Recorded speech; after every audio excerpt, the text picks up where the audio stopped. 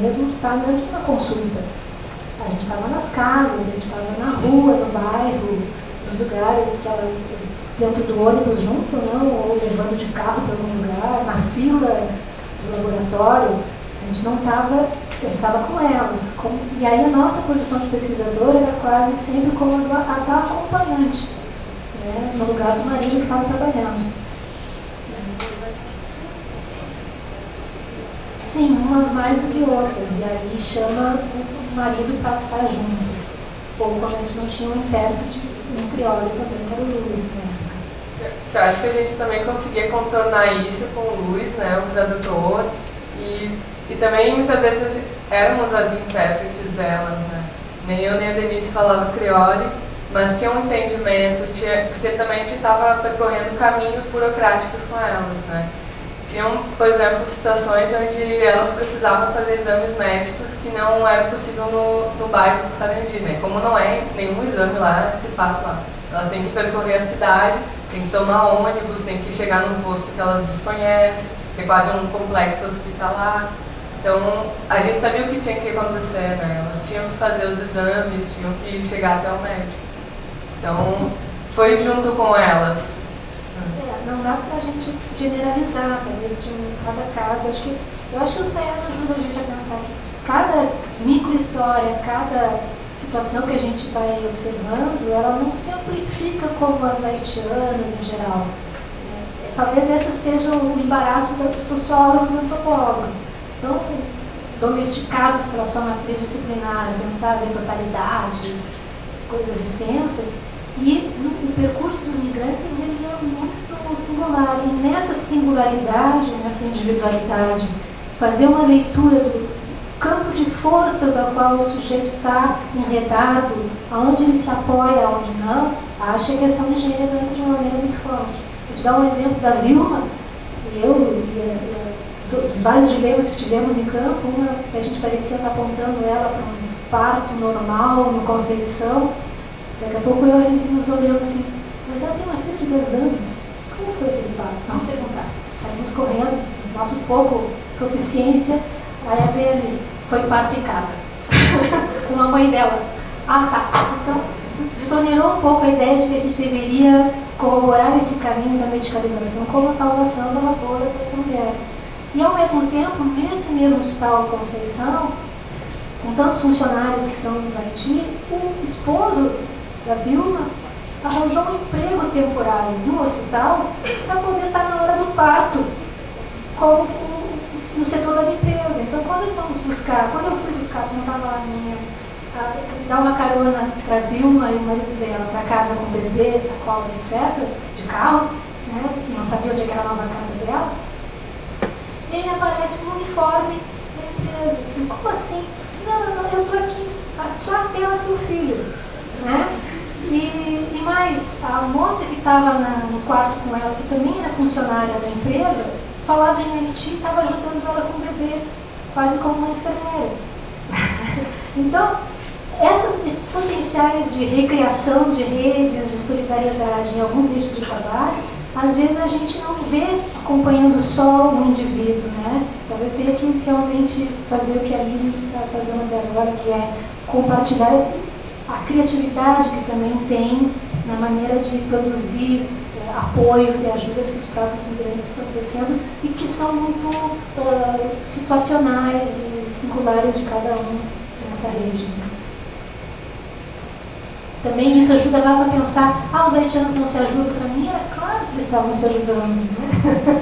É uma coisa diferente.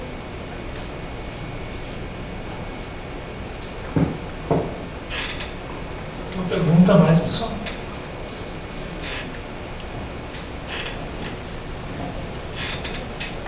Professora, na sua opinião, qual seria o maior desafio para as prefeituras, no caso de Porto Alegre, frente a essa questão dos imigrantes, dos haitianos, dos senegaleses? Eu estava comentando de manhã, enfim, no BRIC, aqui na redenção, é muito comum, já parei, conversei com vários, muitos deles moram em Canoas, muitos deles frequentam a mesquita aqui em Porto Alegre, né, mesquita muçulmana. E pelo que você vem colocando, se tem essa perspectiva de, no longo prazo, esses fluxos continuarem. E à medida que se intensificam, mais demandas de serviços. Então, por exemplo, a questão que é crucial na vida do imigrante, quando os casais ou a mãe tem os seus filhos aqui, ou, enfim, e começam a entrar na idade escolar, colocar mesmo, por exemplo, na pré-escola. Porto Alegre agora, está escutando uma rádio que alcançou a meta em 2016 para colocar todas as crianças da pré-escola de Porto Alegre tem matrícula garantida. Né? Então a questão da escola também eu acho que ilustra muito esse desafio, não só da família do imigrante, mas também do poder público, né, em lidar com essas questões, que extrapolam os a vida cotidiana de cada um, né, tanto do nacional, dos pais nacionais que vão buscar seus filhos na escola, e bem aquela estrangeira no convívio dos seus filhos, quanto dos próprios imigrantes que têm que inserir seus filhos num contexto novo, num país novo, enfim. Quer dizer, qual é a sua percepção dessa situação e se realmente tem esse desafio do poder público frente a se há realmente esse desafio, se ele está posto, né? Ou se é uma questão temporária.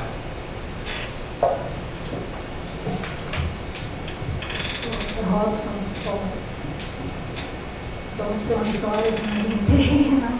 Mas enfim,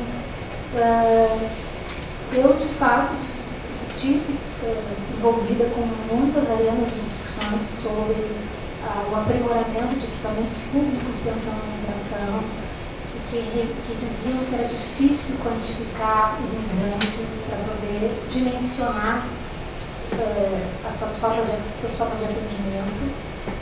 E fiquei um pouco assustada com o modo como o poder público e os governos municipais e estaduais podem se mover, não politicamente, mas administrativamente sobre o assunto, funcionando por projetos e não por rúbricas, não podendo negociar mais trabalho avolumado para os seus funcionários, porque feririam, então, encargos que o pessoal que está na ponta das redes vive, né?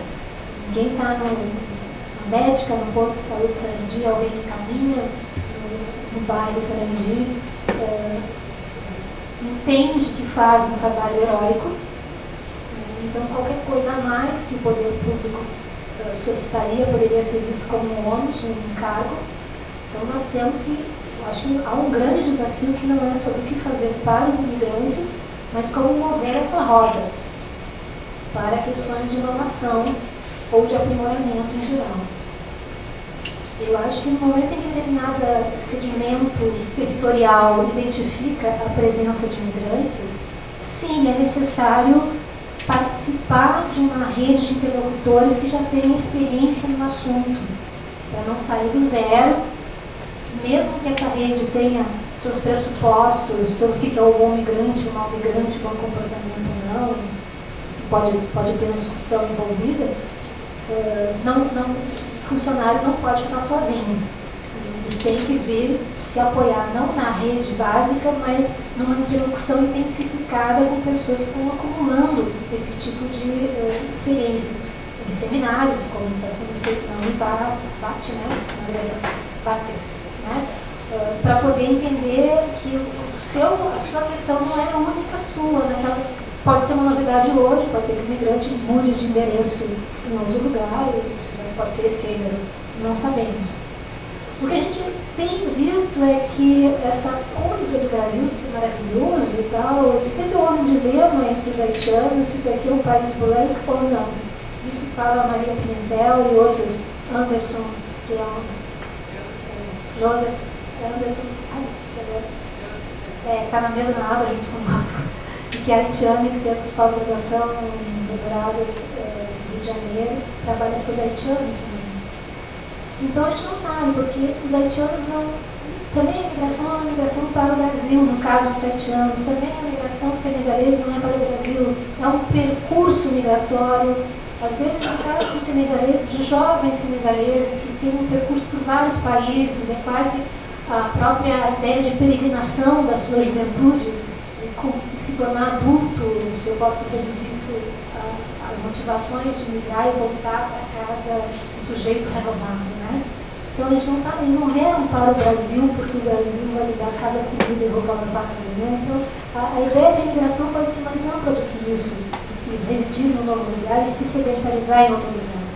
E no caso da imigração haitiana, se fala há muito tempo, desde os anos 80, sobre a diáspora haitiana. Ou seja, migrar é um momento em que o sujeito vai se conhecer no mundo, se colocar no mundo também de relações mais amplas e que todo haitiano deveria ter. Né? Então, há ideais envolvidos nisso e não para a gente entender o efêmero e o permanente, além de saber se as pessoas realmente querem vir a residir como um projeto de vida para outras pessoas. Então, acho que a gente tem que escutar um pouco mais, acho que a gente nunca vai conseguir saber quem ficou, né? Talvez um cara que fique diga assim, eu fiquei porque eu dei certo, e a família vai dizer, o sujeito ficou para trás, né? Ele não foi para a França, o ideal é para a França. Né? Então, como Brasil, a gente nunca vai saber qualitativamente como isso é avaliado pelos migrantes, para saber se eles de fato vão escolher a cidade que moramos ou não, e aí fazer todo um equipamento voltado para isso. Mas é uma oportunidade, sim, da gente aprimorar e ter que repensar determinadas lógicas do nosso equipamento que não são receptivas à diferença cultural, à diferença de trajetórias. Elas recepcionam e talvez vão premiar e dizer, olha como você é uma boa mãe, porque você fez toda a rotina desejável, mas esse sistema também tem que se pensar se ele é capaz de criar novas rotinas também.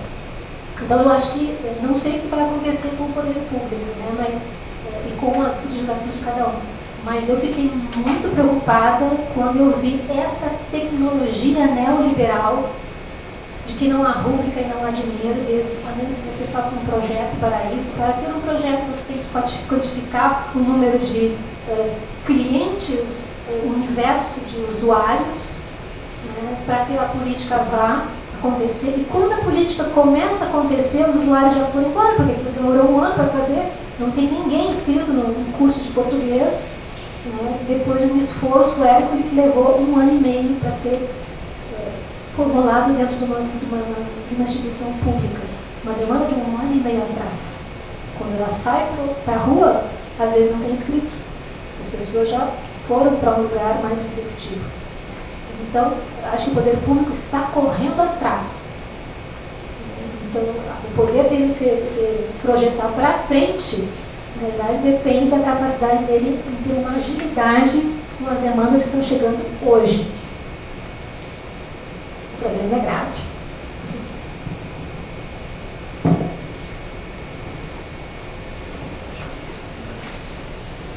Ninguém mais? Não? Bom, se não há mais perguntas, então, pessoal, vamos encerrar. Gostaria de novo de agradecer a todos que ficaram, em especial agora. Mais uma vez a professora Denise, que gentilmente aceitou o nosso convite, ao Vivo que aceitou enviar essa palestra. Isso, muito obrigado. Deem uma olhada no site panoramainternacional.fe.che.br. Não se esqueçam do .che, que é a nossa marca. Curtam a página no Facebook também, por favor.